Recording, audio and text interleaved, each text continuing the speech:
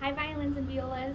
So at this point, you have your instrument out of your case and you are ready to put that shoulder sponge on your violin or viola. So notice I'm sitting on the floor with my legs crossed and I am making sure that I have 2 points of contact if I'm not using this hand or safely holding that violin on my lap. I'm sitting cross-legged so that when I flip my violin over, remember this part is called the bridge. It's very fragile, not glued on. I can place my violin on my knees gently, and that bridge isn't touching anything, so it's nice and safe. That's how we want to be with our violin or viola. Be ready to put our shoulder sponge on. I'm going to set this to the side so I can show you a couple parts on our shoulder sponge.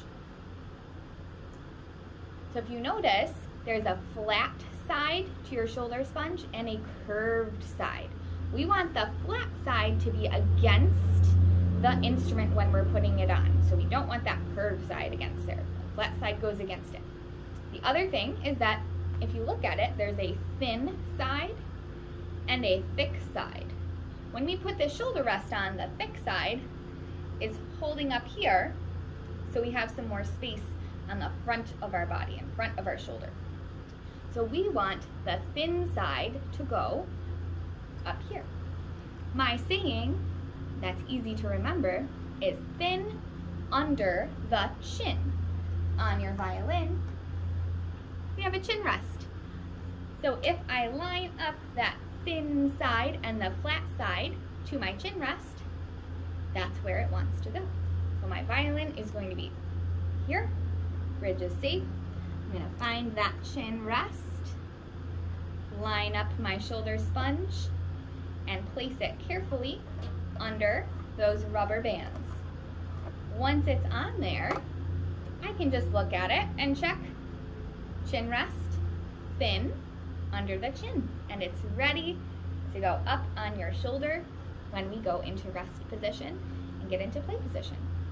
When you're ready to put your instrument away, you've done your practicing, again, sit crisscross, slide that shoulder rest out of the rubber bands. I do it one at a time instead of trying to just pull it out, because then you could pull off the rubber bands.